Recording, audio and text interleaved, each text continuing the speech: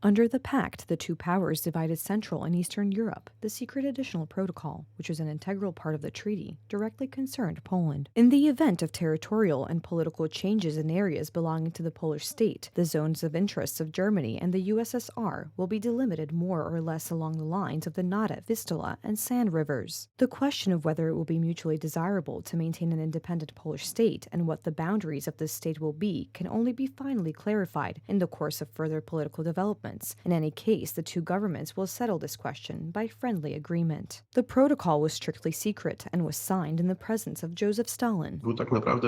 It was in fact a summary of the imperial aspirations of the German Third Reich and the Soviet Union and their leaders, Adolf Hitler and Joseph Stalin, to dominate Europe. Therefore, it was the Molotov-Ribbentrop Pact that decided that World War II broke out, and from this point of view, we can say that admittedly, the war began with the German aggression against Poland on September 1st, 1939, but an accomplice in causing World War II is certainly the Soviets, who attacked Poland on September 17th. On September 28, 1939, with the end of hostilities as a consequence of the aggression of the Third Reich and the USSR against Poland, another agreement was concluded in Moscow. It is called the Second Ribbentrop-Molotov Pact. Postanowiono skorygować tę granicę. It was decided to correct this border, and in the second arrangement, the border moves to a more complicated one, that is on the Bug, then through side rivers, the Tanev and Slovakia, to the San. Of course, Przemysl in half, beyond the San, remains in the Reich, or was assigned because they occupied it. From part of it, indeed, the Germans withdrew. No bo zajęli. Z części Niemcy się rzeczywiście wycofali. On the eve of the 83rd anniversary of the signing of the Ribbentrop-Molotov Pact, an exhibition of the Institute of National Remembrance called the Criminal Pact was opened in Warsaw at the Hoover Square at Krakowskie Przedmieście. The president of the Institute of National Remembrance, Dr. Karol Nawrocki,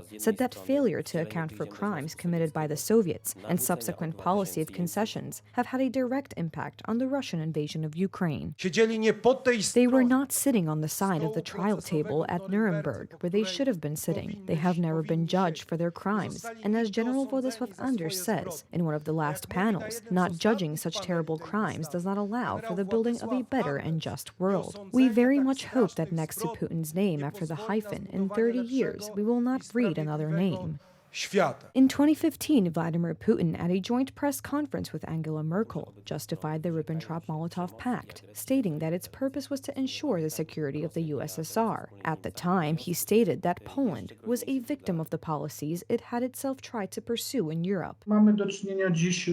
Today, we are dealing with the tragic consequences of the Merkel-Putin Pact, of course launching Nord Stream 1, building Nord Stream 2, and other attempts to circumvent Ukraine, of course has economic, financial, and military significance. Without the pipes running across the Baltic Sea, there would be no war with Ukraine.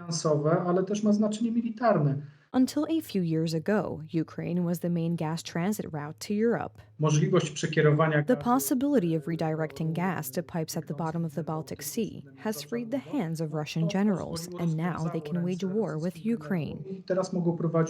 In 2008, August 23rd was established by the European Parliament, the Day of Remembrance for Victims of Stalinism and Nazism.